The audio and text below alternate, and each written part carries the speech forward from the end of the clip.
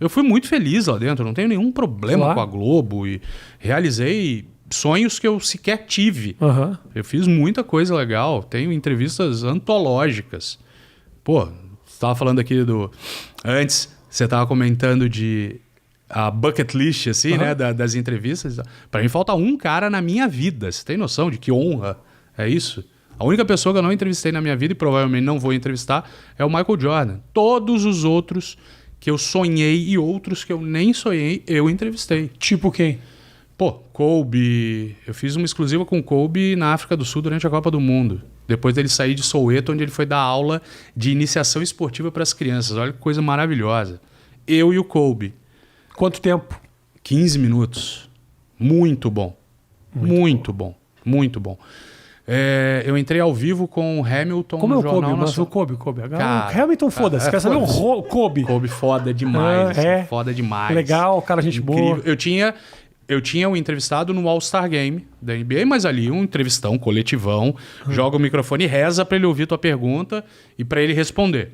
Mas assim, mano a mano, exclusiva, pô, o cara chega, se ele pergunta o teu nome, pô, você é do Brasil? Pô, o Brasil. Bruno maravilhoso. Lohans, ele já falou, temos um... Temos uma frescalhada. Não, meu pai era francês, meu pai nasceu na França. Eu falo Lawrence, tá bom? Lawrence, eu largo um Lawrence de vez em quando. Não tem problema, Tá bom. não tem problema nenhum. Eu apresentei como Lawrence, inclusive, Você pra apresentou. ficar claro que eu não vou me vender pros franceses, não. Os franceses têm alguns problemas. Tá. Tem alguns problemas. Que não estão ligados ao banho, como muita gente imagina. Exatamente. Só pra deixar claro. Tá.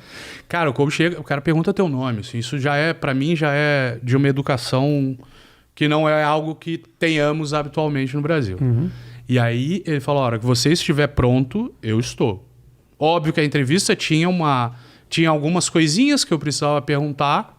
Sobre aquilo que tava rolando. Aquilo que estava rolando, era uma ação conjunta e tal, mas em nenhum momento, nem ele, nem ninguém que o acompanhava virou e falou assim: não falaremos disso, não falaremos daquilo, não falaremos daquilo.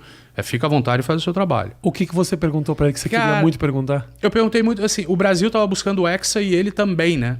Na NBA com os Lakers. E aí eu perguntei, falei, poxa, se você ganhar o Hexa e o Brasil também, vão fazer a festa no Brasil?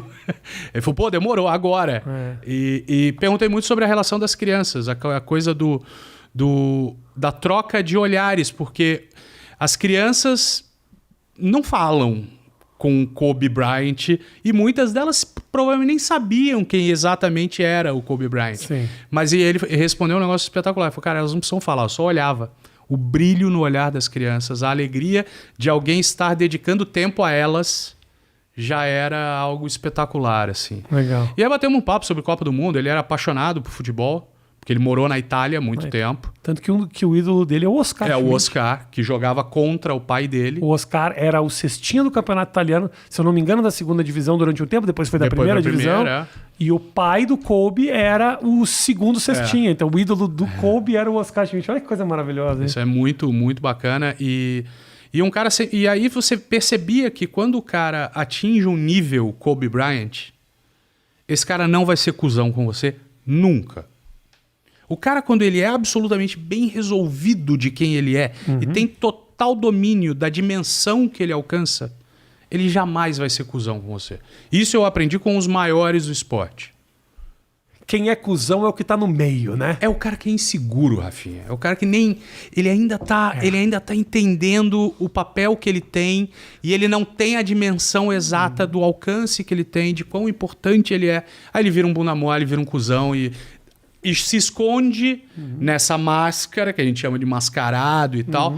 Mas, na verdade, o cara tá cagado de medo, velho. Inseguro pra caralho. Ele tá cagado de medo. Ele tem medo de uma pergunta que eu faça e que o coloque numa situação desconfortável. Então, ele vai repelindo aquilo, né? Ele vai empurrando pra longe. E aí não existe comunicação, né? E aí ele se fudeu, porque ele perdeu uma oportunidade. Ele não tá falando pro Bruno Lohans. Ele tá falando pra 30, 40 milhões de pessoas. Sim. E aí as pessoas se perdem, talvez elas não tenham a dimensão exata. E acho que talvez você não tenha tido, eu não tenha tido. Em algum momento todo mundo se embananou um pouco e aí se escondeu atrás de uma persona que não exatamente reflete quem você é. Então, Mas que te deixa confortável. mas que todos os caras fodásticos, e eu tenho uma lista de caras com quem eu tive entrevistas monumentais, todos esses caras são incríveis. Eles não vão ser, em momento nenhum, arrogantes. Kobe, Hamilton. Hamilton ao vivo no Jornal Nacional. Vomitei antes e depois. Pede desculpa pro Hamilton. Você pediu desculpa pro Hamilton? Por quê? Foda-se o Hamilton. Mas Não, é que não nesse foda-se o core... Hamilton. O Piquet está sendo cancelado nesse O Piquet. Ô, Matheus! Não, é diferente, Matheus, diferente. eu falei foda-se o Hamilton no corte anterior quando era do Kobe. No corte do Hamilton não vai entrar eu falando foda-se o Hamilton.